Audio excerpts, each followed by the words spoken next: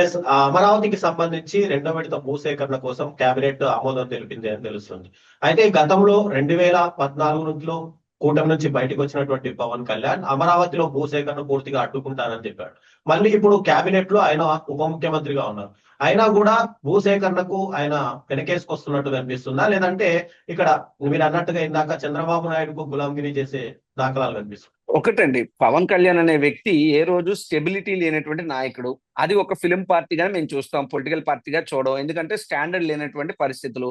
సరే, వాళ్ళ నాయకులకో వాళ్ళ కార్యకర్తలకో స్టాండర్డ్స్ ఉండొచ్చు, బట్ అల్టిమేట్ గా కెప్టెన్ ఆఫ్ ద షిప్ అనేటువంటి పవన్ కళ్యాణ్ కి స్టాండర్డ్ లేదు.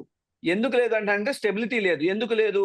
ఈ రోజు పొద్దున్నే ఎస్ అంటాడు, మధ్యాహ్నం తెలియదు అంటాడు, నైట్ అయితే నో అంటాడు. ఇది పవన్ కళ్యాణ్ యొక్క మాటలు, వారి యొక్క సిద్ధాంతాల్లో మారుతున్నటువంటి విషయాలు. ఎందుకంటే పొద్దున్న పూటేమో నేను లెఫ్టిస్ట్ అంటాడు, నా సాయంకాలం పూట నేను రైటిస్ట్ అంటాడు, మధ్యాహ్నంకేమో నేను అనపాలజిటిక్ సనాతన హిందూ అంటాడు. సో ఇంకోసారేమో మమతా బెనర్జీ గారు అంటారు, మరోసారేమో ఆ మాయావతి గారు అంటారు, మరోసారి కమ్యూనిస్ట్ అంటారు. రకరకాలైనటువంటి మాటలు. పవన్ కళ్యాణ్ మాటలకు శాంటిటీ లేదు. పవన్ కళ్యాణ్ ఏం మాట్లాడినా అరిచేటటువంటి అభిమానులు సినిమా పరంగా ఉంటారేమో తప్ప ఆయన ఏం మాట్లాడినా యాక్సెప్ట్ చేయడానికి ఓటర్స్ అయితే అభిమానులు కాదు కదా. Voters are always voters. So సమయం వచ్చినప్పుడు వాళ్ళు తీర్పిస్తారు. అయితే ఈ లోపు పవన్ కళ్యాణ్ మాట్లాడిన మాటలు మనం పెద్దగా పరిణలోకి తీసుకోక్కర్లేదు. ఎవరు అవునన్నా కాదన్నా ఈ రాష్ట్రంలో ఒక సుడో సీఎం గా ఉన్నటువంటి వ్యక్తి నారా లోకేష్ గారు. చంద్రబాబు గారు అనుకున్న పని కూడా అవుతుందో లేదో నాకు తెలియదు, కానీ నారా లోకేష్ గారు అనుకుంటే ఏవైనా ఈ రాష్ట్రంలో చేయగలడు. పవన్ కళ్యాణ్కి అంత సీన్ లేదు, సినిమా లేదు ఇప్పుడు ఉన్నటువంటి ప్రభుత్వంలో. కేవలం ఏదో హెలికాప్టర్ లో వేసుకుని అటు ఆ ఊరు ఈ ఊరు తిరగడానికి చెప్తే పొలిటికల్ గా Pawan Kalyan is not a leader.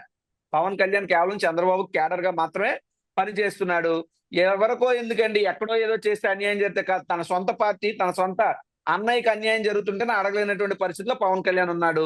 ఏమి, పవన్ కళ్యాణ్ అనే వ్యక్తి నాగేంద్ర బాబు గారు, ఎవరైతే కొణిదెల నాగేంద్ర బాబు గారు ఉన్నారో, నాగబాబు గారు, ఆయన్ని రాజ్యసభకు పంపాలని అనుకున్నది జనసేన పార్టీ.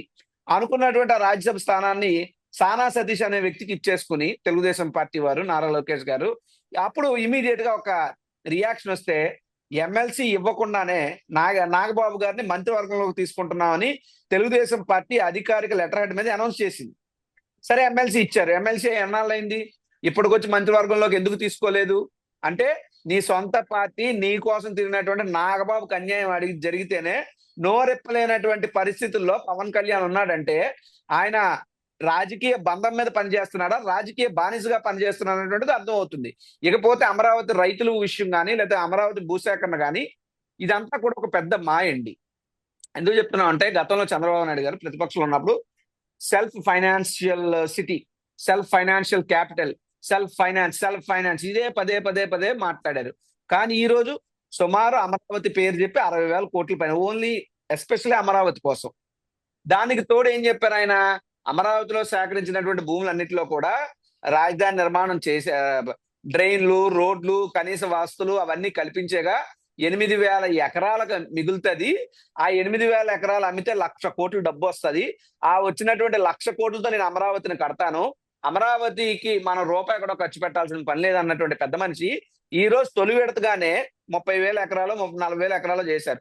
రెండో విడత చేస్తున్నారు, మళ్ళీ మూడో విడత కూడా ఉంటుందని నారాయణ గారు అనౌన్స్ చేశారు. మరి ఆ రోజు ఉన్నప్పుడు అదే అమరావతికి వచ్చి మట్టి ముంతలో మజ్జిగన్నం తిని కేకలేసినటువంటి పవన్ కళ్యాణ్ గారు మరి ఈ రోజు అమరావతి ఎందుకు వెళ్ళట్లేదు?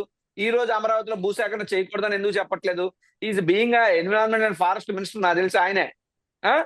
అటువంటి వ్యక్తి ఓ పక్క 3 పంటలు పండే భూమి దేశం అంతా కూడా పండించడం లేక, పండినటువంటి పంటకి గిట్టుబాటు ధర రాక, ఓ పక్క రైతులు అలలక్షణాన్ని ఏడుస్తుంటే, రైతులు పండించేదానికి పుష్కలమైనటువంటి అవకాశాలు, సారవంతమైనటువంటి మట్టి, కావలసినటువంటి నీరు, ఇవన్నీ ఉన్నటువంటి పంట భూముల్ని తీసుకుని కాంక్రీట్ జంగల్ చేస్తుంటే పవన్ కళ్యాణ్ ఎందుకు కామ్గా ఉంటున్నారు అన్నటువంటిది ఆయన అంతరాత్మను ఆయన ప్రశ్నించుకోవాలి తప్పితే ఇక్కడ ఇంకొకటి కాదండి.